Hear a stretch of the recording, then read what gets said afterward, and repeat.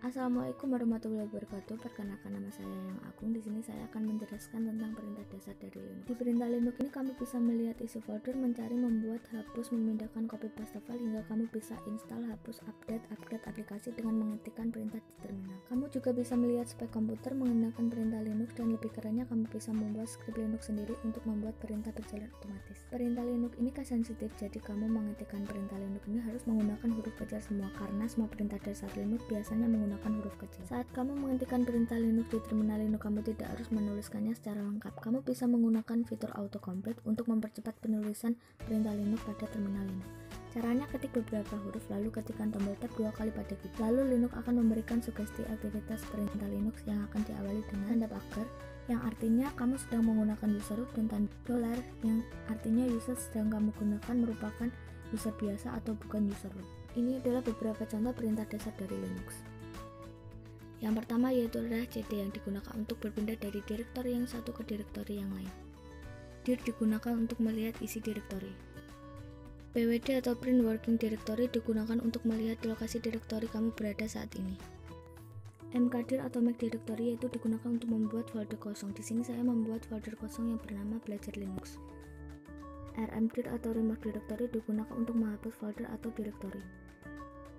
DU atau disk user digunakan untuk melihat penggunaan ruang storage atau disk yang digunakan oleh file atau folder. lsb_release_min_a digunakan untuk menampilkan LSB dan informasi detail tentang distro Linux yang sedang kamu pakai.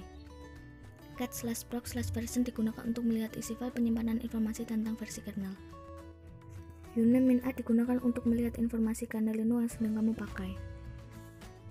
ls_cpu digunakan untuk menampilkan informasi GPU atau prosesor secara total dalam format yang mudah dibawa, sedangkan cat/proc/cpu info menyediakan informasi detail tentang CPU atau prosesor. sudo dmcode digunakan untuk melihat informasi hardware dan sistem yang kamu butuhkan. lspci_min_k digunakan untuk melihat informasi driver. lsblk digunakan untuk melihat informasi SSD, HDD atau storage.